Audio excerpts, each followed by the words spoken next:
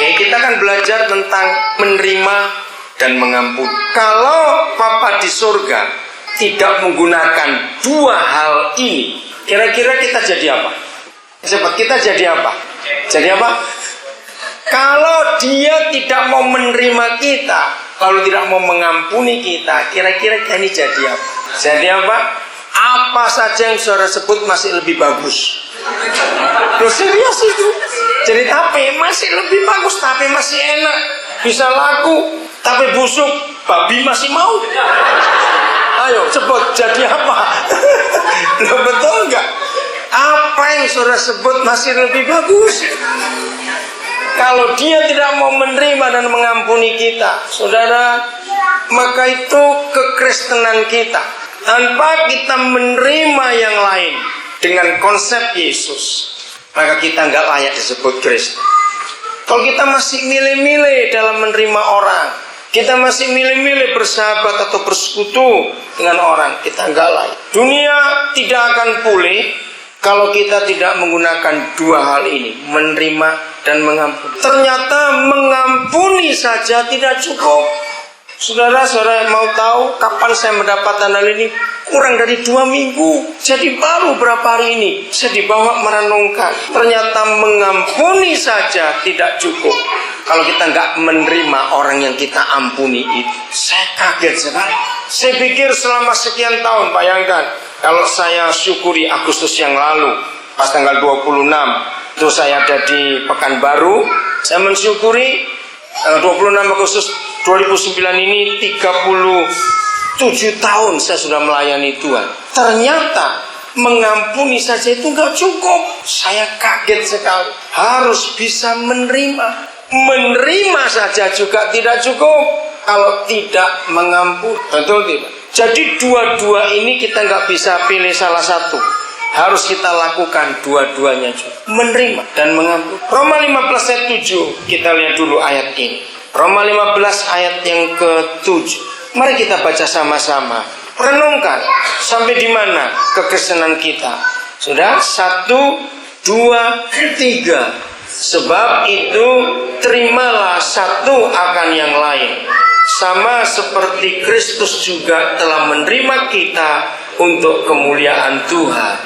Standar untuk kita menerima orang lain itu standarnya jelas. Seperti siapa menerima siapa? Kristus menerima. Mari kita renungkan. Pertama kali kita jumpa Tuhan, kita bertobat, kita percaya Dia. Bagaimana keadaan kita? Bagaimana model kita di hadapan Tuhan ini ya? Bagaimana bau kita di hadapan Dia? Ngerti kata itu? Tapi ketika Dia menerima kita, apa pakai syarat? Apa Dia berkata, Daniel aku terima kamu, tapi tunggu 3 bulan dulu.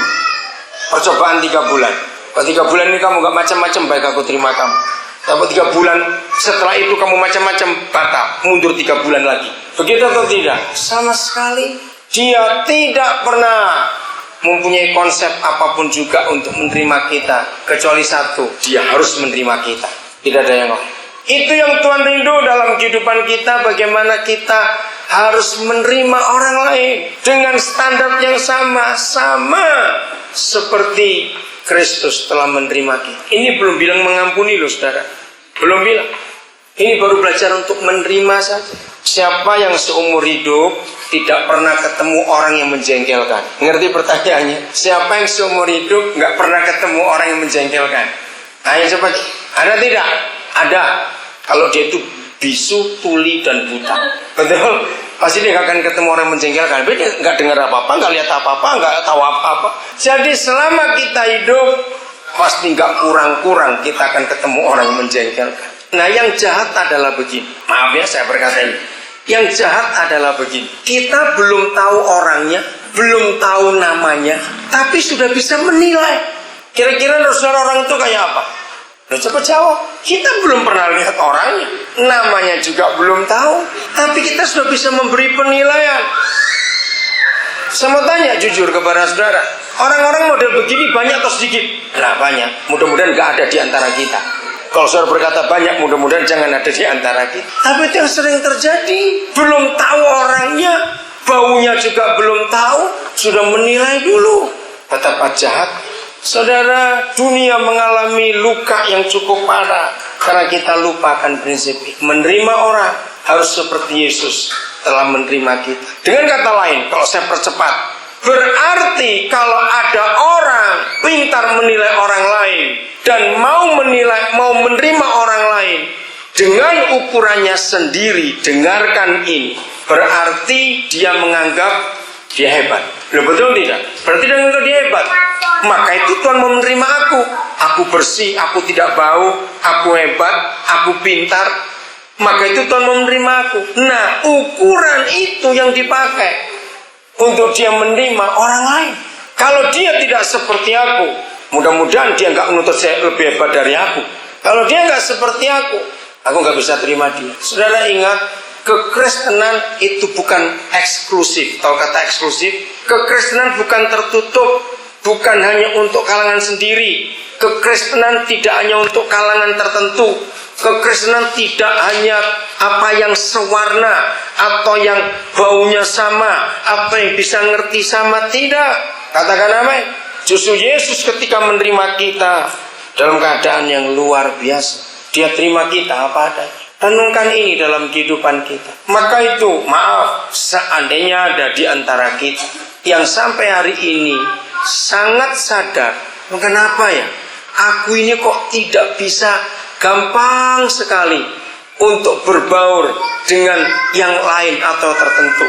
Kalau saudara belum bisa tapi sadar bahwa saudara belum bisa, itu masih jauh lebih baik daripada nggak sadar sama sekali. Loh, betul tidak, saudara? Renungkan itu. Siapa yang masih pilih-pilih dalam bergaul, dia belum Kristen. Cari yang sederajat dalam segala hal, dia ukur dengan dirinya sendiri. Maka itu ketika kurang dari 2 minggu yang lalu Bapak hadir menyatakan menerima mengampuni, saya terkejut. Mari kita periksa diri kita sendiri. Berapa waktu yang lalu, saudara, saya membaca di majalah Tempo. Nah, lagi sekali, kalau kita lihat canggihnya yang nyebut BlackBerry ini. Jadi kalau saya pergi kemana saja, saya sudah gak perlu cari koran, cari apa, di sini ada, di download semuanya berita ini. Nah, tiba-tiba hari itu saya digerakkan Roh Kudus, saya gak akan punya waktu untuk baca semuanya. Kalau Roh Kudus suruh baca, saya akan baca. Kalau tidak, saya tidak akan. Begitu sibuk. Tiba-tiba hari itu Roh Kudus gerakkan saya untuk baca yang Tempo. Oke, saya baca. Begitu saya baca, cari artikel apa, saya tanya Bapak, artikel apa yang saya harus baca. Tiba-tiba saya melihat ada artikel, judul itu perajam. Nah, dari judulnya saya menarik, perajam. Nah, saya belum mikir apanya perajam. Setelah saya baca, ternyata ya tukang rajam. Tahu arti tukang rajam? Tukang lempar dengan batu. Nah, saya baca, saya tertarik sekali. Judulnya perajam. Perhatikan ya, saya baca. Ini sebuah cerita yang telah lama beredar. Sebuah kisah yang termasyhur dalam Injil. Oh, dalam Injil? Berarti ini Kristen bukan? Karena jelas Injil. Yang dimulai di sebuah pagi di pelataran Baitullah. Kan jadi bingung. Saya belum tahu siapa penulisnya.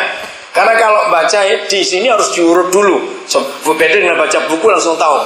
Di Baitullah, oke. Ketika Yesus duduk mengajar, orang-orang mendengarkan. Tiba-tiba guru Taurat dan orang Farisi datang.